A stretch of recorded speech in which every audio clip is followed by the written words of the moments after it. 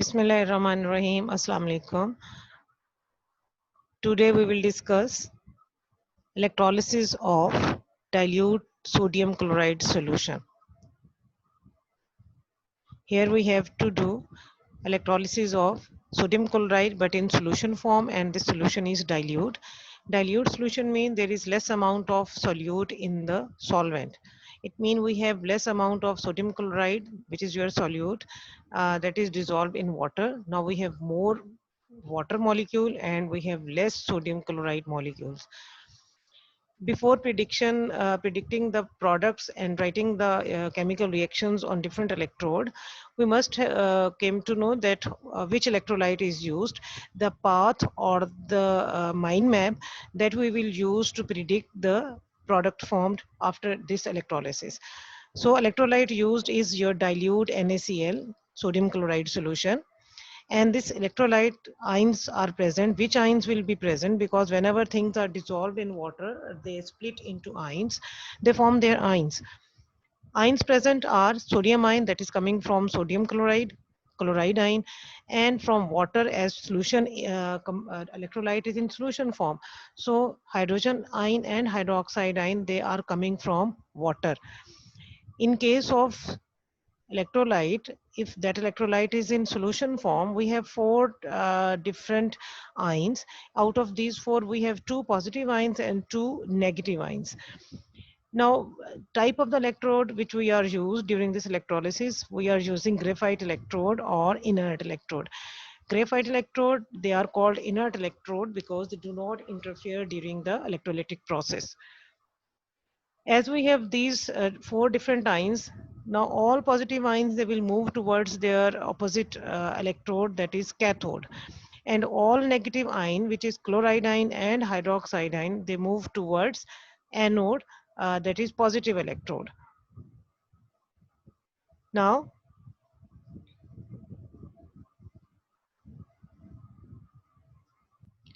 as we have discussed, all positive ions, they will move towards their opposite electrode, that is cathode, and all negative ions move towards anode. Now, as soon as these ions, negative ions, they reach at their opposite electrode, which is anode, here selective discharge of ion will takes place. As two type of the ions, they are reach here, hydroxide ion and chloride ion. Selective discharge of negative ion takes place according to their concentration. The ion has more concentration will be selected over here.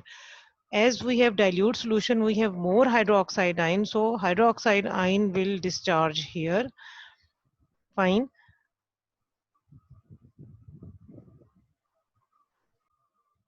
After discharging of hydroxide ion, these hydroxide ion, they change into water molecule, oxygen gas, and they give out electrons. This reaction is called oxidation reaction. At anode, oxidation reaction takes place because oxidation mean loss of electron. Here electrons are removed from the hydroxide ion.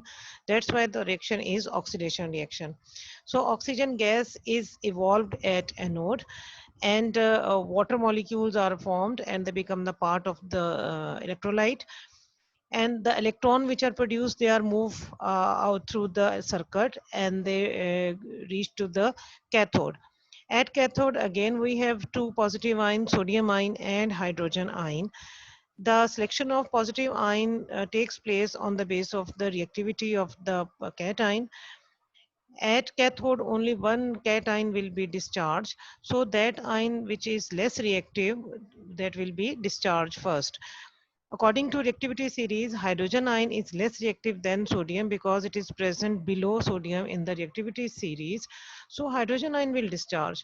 So at cathode, hydrogen ion takes electron and form hydrogen gas, right? So as one hydrogen needs only one electron and we are having four electrons, and we have to consume all these four electrons to balance the equation.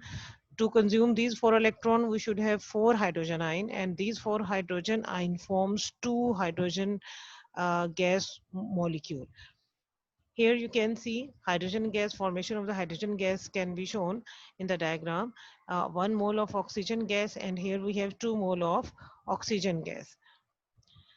Now ions remain in the solution. Out of four different ions, hydrogen ion and hydroxide ion, they are discharged and they form oxygen gas and hydrogen gas.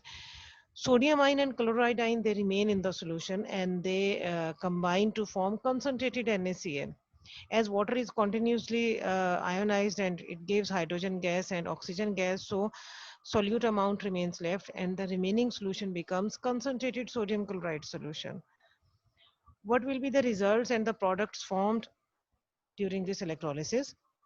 Hydrogen gas is formed at cathode, oxygen gas is formed at anode, and we have concentrated NaCl, which was dilute at the start, and now it will become concentrated at the end of the electrolysis.